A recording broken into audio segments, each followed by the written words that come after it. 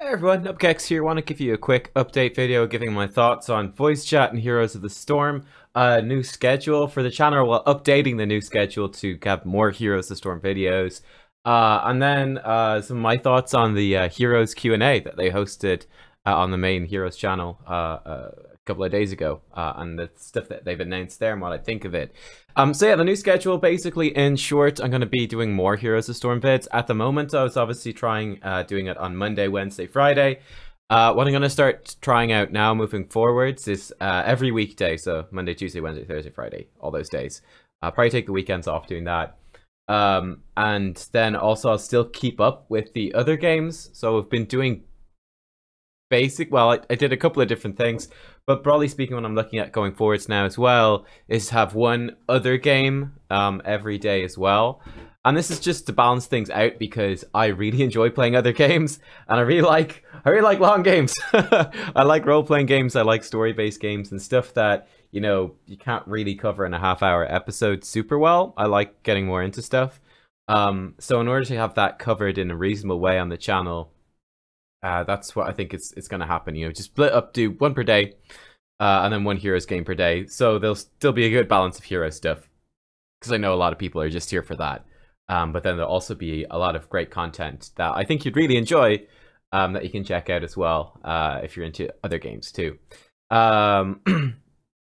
One thing I have to work out, I'm curious for some feedback on it as well, is how to deal with voice chat in terms of making videos. I haven't made a video with voice chat in it yet. So I think there's three broad options, right? Number one is to just make the videos as they are now, just don't have any voice chat in them. The issue with voice chat is that I can't, okay, option number two would be to do like a post-game commentary game, right? Which I know that a lot of people like the post-game commentary stuff, but with the post-game commentary, that means either doing it with no voice chat or doing it with the video muted, right? Maybe just putting some background music in or something like that. You just can't have voice chat going in the background while I'm also commentating over it. It just doesn't work in terms of audio. It's a disaster. So for post-game stuff, it's like, do I mute it or do I just play games without any voice chat in them at all? Which is a disadvantage, you know. Minimal disadvantage not being able to talk on voice chat. Definitely a disadvantage to not, in certain terms of ranked games anyway, to not be able to listen in on the calls and the discussions that are being had.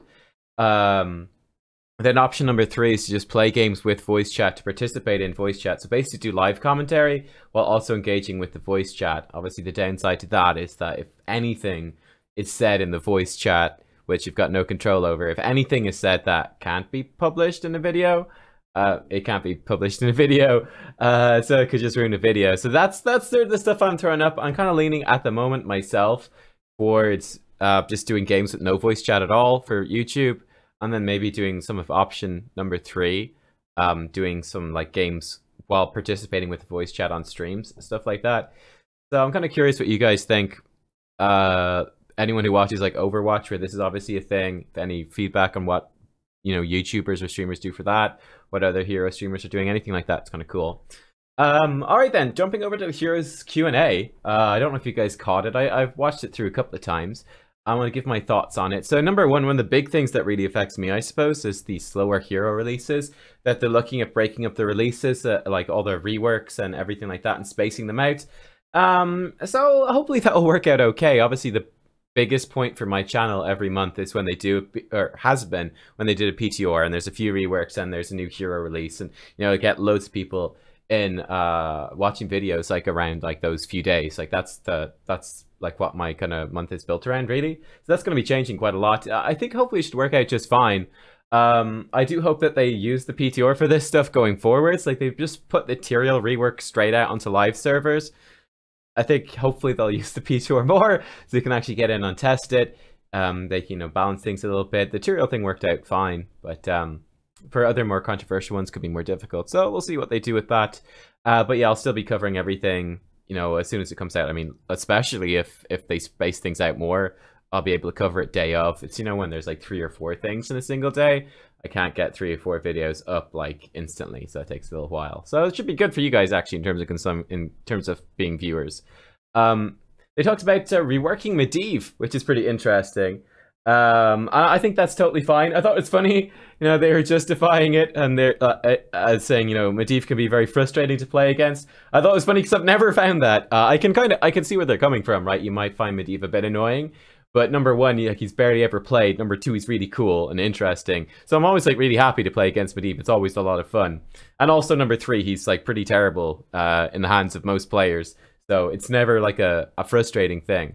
I think it usually stuff gets frustrating when a hero is actually pretty decently strong. Whereas Medivh is in I think a better justification for reworking Medivh is going, well, this is a really high skill cap hero, which also depends on the skill cap of like your teammates as well. Which leads to a situation where he's like banned regularly in pro play and can be a staple of pro play on many patches. He's rubbish in Hero League. He often is the lowest win rate hero in the game. Just because of the way he works. That's probably a better reason to rework, or is it? I don't know. Interesting philosophical debate to be had on that one. But I'm cool with the Medivh rework. They're talking about making Master's Touch baseline, which I think is great. I think it's a fun quest. They're talking about making the Force of Will reabsorption, the healing aspect of that baseline, which I also think is great because that's another fun gameplay affecting talent in a good way. If you use Force of Will well, it will heal. Fantastic, awesome stuff. And then just giving him some more,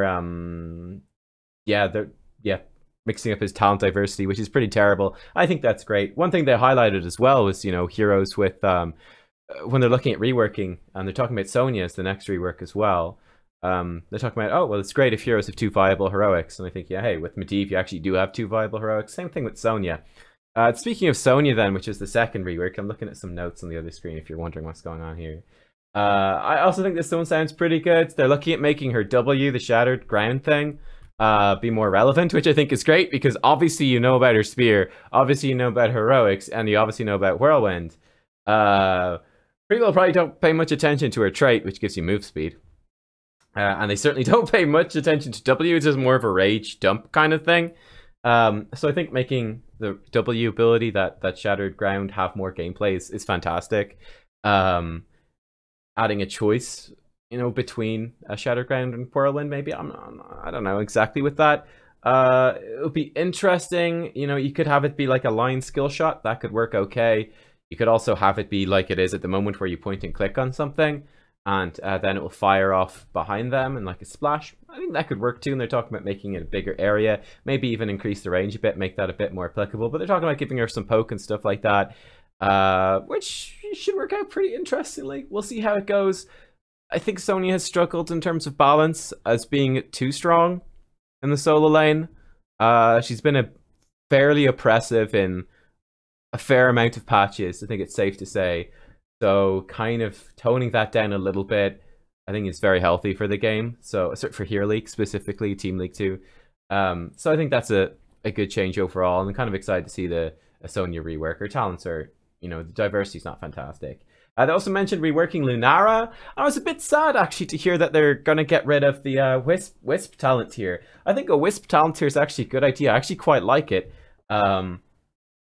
I don't know if they implemented it that well in that there's I don't feel that most of those are very appealing. It tends to be just get the faster, bigger vision Wisp because it's just the most useful one, generally speaking. I mean, there's arguments for certain other ones in rare circumstances, but you can kind of just ignore the talent tier and it's a bit boring in that sense. But I don't think there's anything actually wrong with the Wisp talents at all.